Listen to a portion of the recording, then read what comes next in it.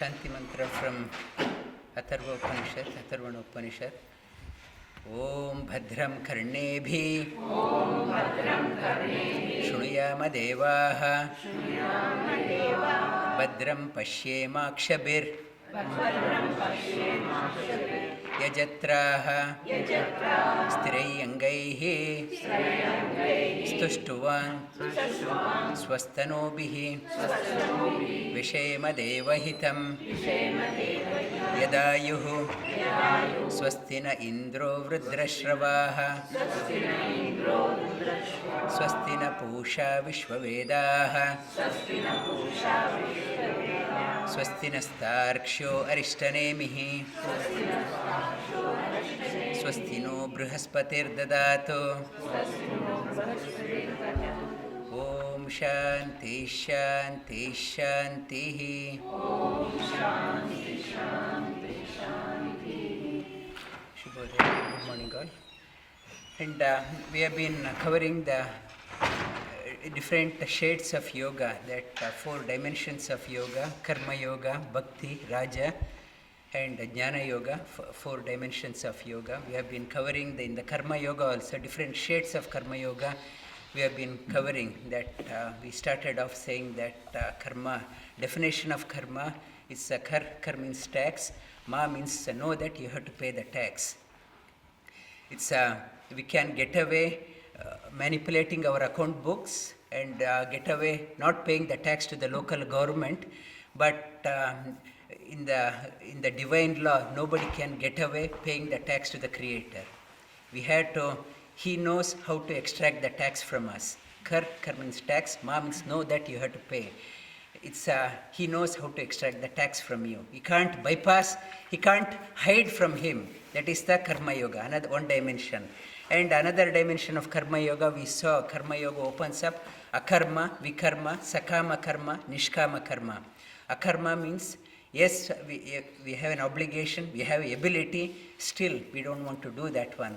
Arjuna, he had a potential, he had ability, he had an obligation, but in the midst of the battlefield he said, I won't fight. That's akarma. Because of that akarma, Sri Krishna had to wake him up. Vikarma, doing something which we are not supposed to do. Duryodhana was an example in Mahabharata. And Sakama Karma, desired prompted action. It's a people like Dronacharya, Kripacharya, Bhishmacharya, Karna, Shalya, or indebted to Duryodhana. He gave us the food, he gave us the drink, he gave us the land, he gave us the property. How we can deny him?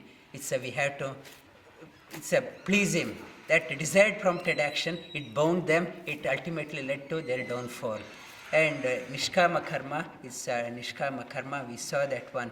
It's as an offering to the Supreme Lord we are doing in Mahabharata. Bhimasena was an example. Though he destroyed half of the army on the other side, he never claimed that it is because of his strength he did.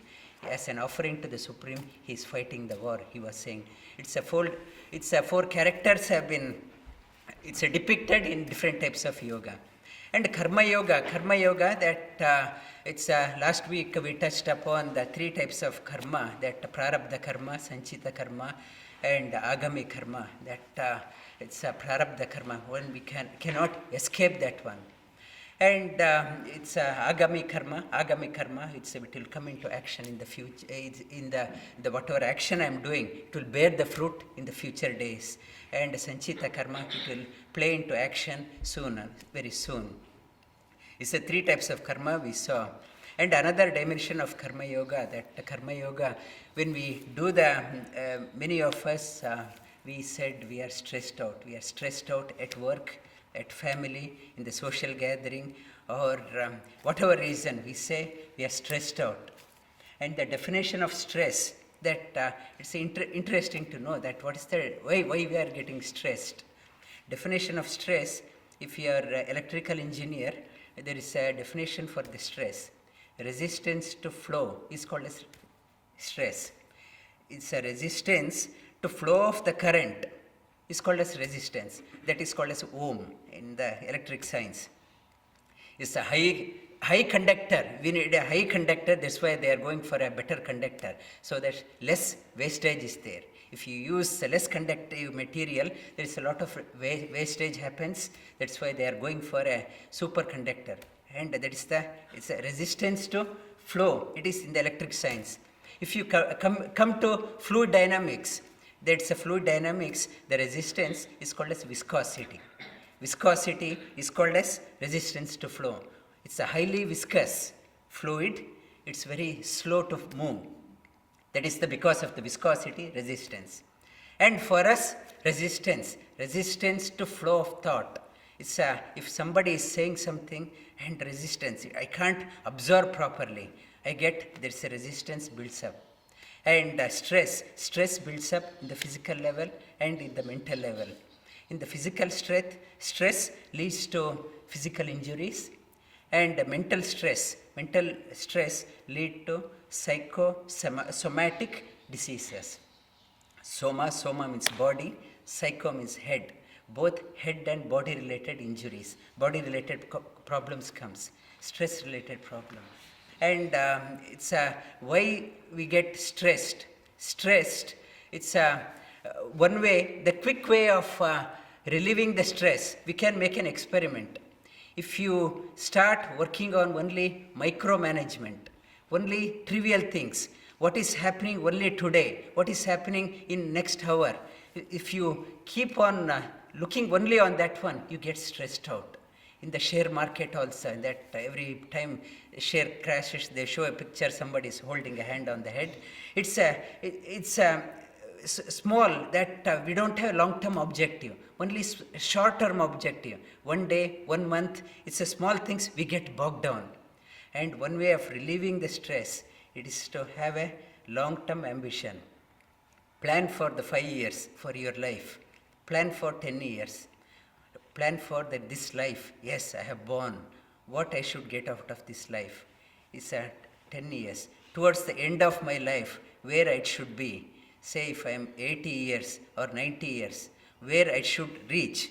Have a long stride, long plan, long thought. That the person who has this one is called as visionary. He is called as visionary. If you see any great leader, it's of any business or a great leader, they are all visionaries. They are not bogged down with the trivial things. If you get bogged down on the small things, you get stressed out. You can't function. If you get stressed out, you can't function. You need to have a long-term objective. 10 years, 20 years, 50 years, I am born, and what I should get out of this life towards the end. Have a plan for yourself.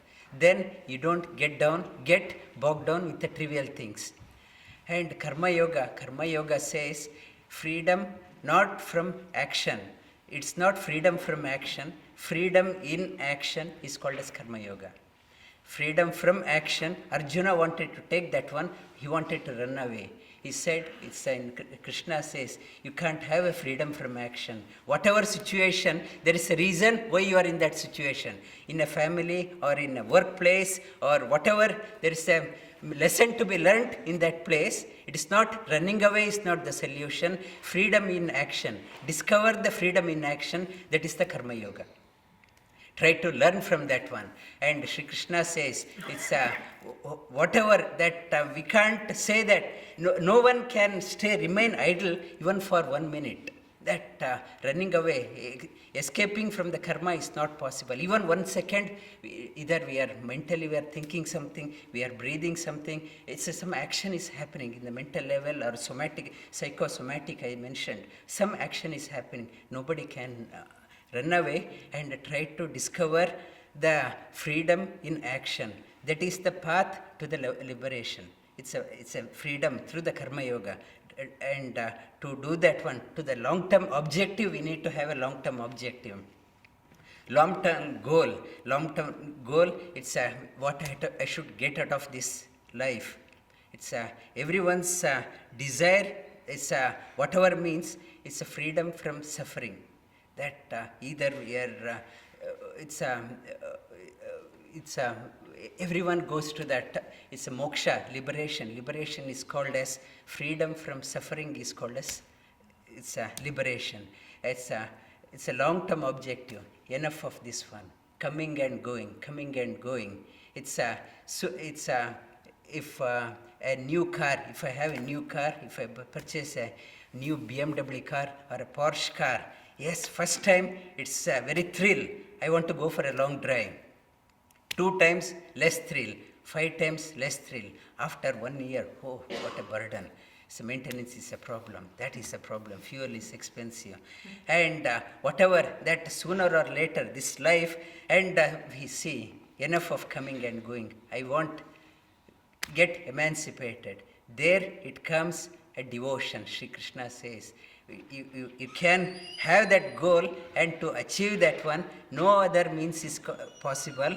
And Sri Krishna in the 11th chapter, he says, repeat after me, it's a very uplifting shloka. Without devotion, bhakti is the only means. Devotion is only means. Without that, you can't achieve that one. With devotion, you can know the essence of your life. That ultimate, you can reach that one. You can have an experience. You can have a vision of that one. And you can enter into that one. And repeat after me. Bhaktyastu anyaya shakya. Aham evam vidhorjuna. Jnatum drashtum cha tatvena. Praveshtum cha parantapa.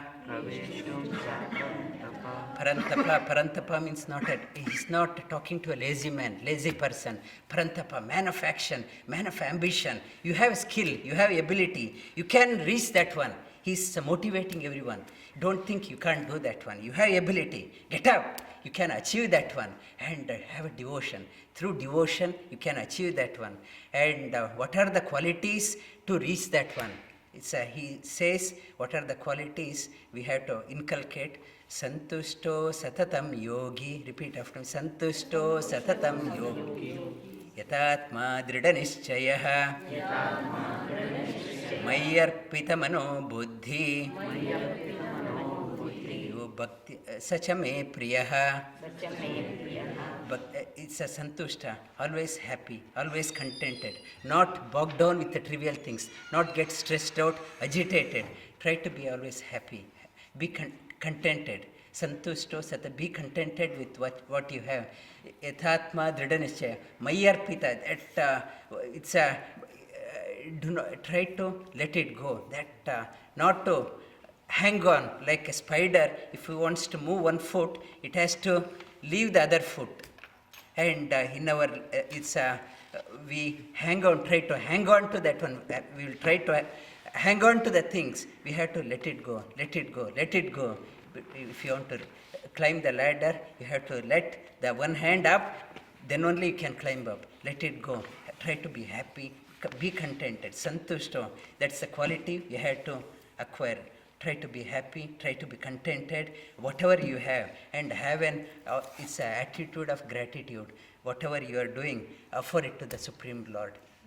Slowly, it trains us to the Bhakti Yoga. And next week, we'll continue on the Bhakti Yoga, that how we can go deeper into the Bhakti. And Bhakti is not some people, they say Bhakti is for inferior people, people who are inferior, emotional type, they don't have mental stamina, they become a devotee. But according to Bhagavad Gita, devotion is not a sign of weakness. It is a sign of strength. It's not devotion, it's not a sign of meekness.